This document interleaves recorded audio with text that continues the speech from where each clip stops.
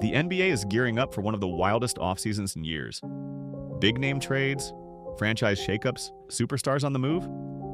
But while everyone's busy watching the usual suspects, New York, Miami, Los Angeles, there's one team quietly preparing to blow the whole thing open. And somehow, no one is talking about them. The San Antonio Spurs are flying under the radar, but that silence?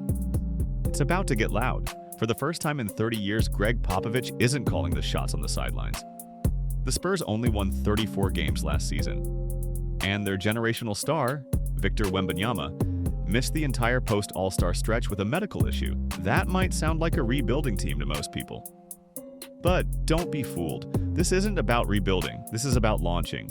Wemby is already being viewed as the next great big man. But that also comes with a ticking clock. History hasn't been kind to super tall, super skilled players with skinny frames. Yao Ming, Joel Embiid, Kristaps Porzingis, big men don't age like guards. The window doesn't stay open forever, and the Spurs know it. This offseason, San Antonio is expected to operate in a way they never have before. Aggressive, risky, and hungry. Because they don't just want to develop Wemby, they want to contend. Now. And they're actually set up better than anyone thinks. Let's talk about what they already have. First, Stephen Castle just won Rookie of the Year. He's not flashy, but he's elite on both ends. Think Marcus Smart with a higher offensive ceiling. A perfect glue guy for a contending team. Then there's Dion Vell, an underrated shooter strong off the ball with emerging pick-and-roll skills. He's not a household name, but he fits perfectly next to Wemby and Castle. And then there's the wild card, De'Aaron Fox. In a movie no one saw coming, the Spurs snagged him mid-season after the Kings imploded. Sacramento fired Mike Brown, Fox's contract was expiring, and just like that, San Antonio swooped in. Suddenly, the Spurs had their star guard. That's your core four: Fox, Castle, Vell, Wemby. Young, balanced, dangerous. But it doesn't stop there. San Antonio owns a massive war chest of picks, including 2 unprotected firsts from the Atlanta Hawks. One this year and one in 2027. Translation, they can swing big without gutting the roster.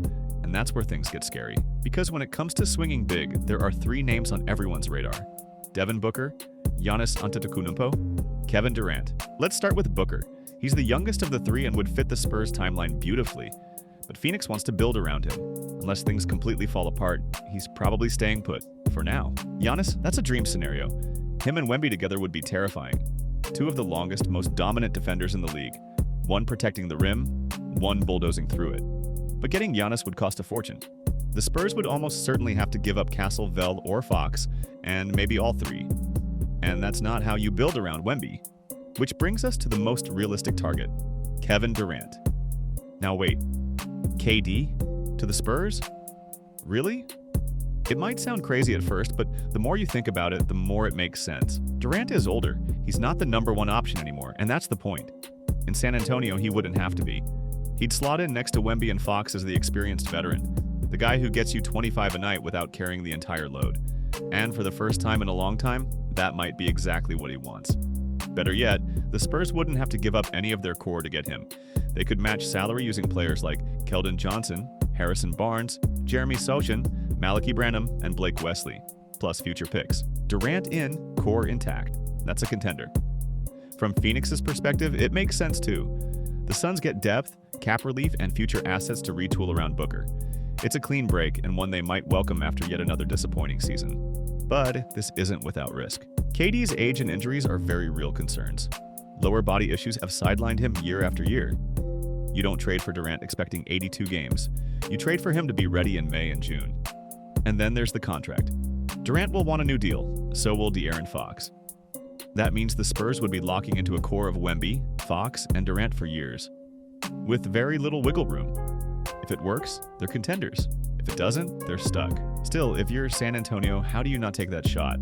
You've got the future MVP in Wemby. You've got a rising cast around him. And you've got the assets to go big. KD might not be the long-term answer, but he's the short-term jolt this team needs. And pairing him with Wemby could be enough to make the entire West nervous overnight. Plus, there's another factor at play here. A lesson the Spurs have learned by watching other teams make the same mistake.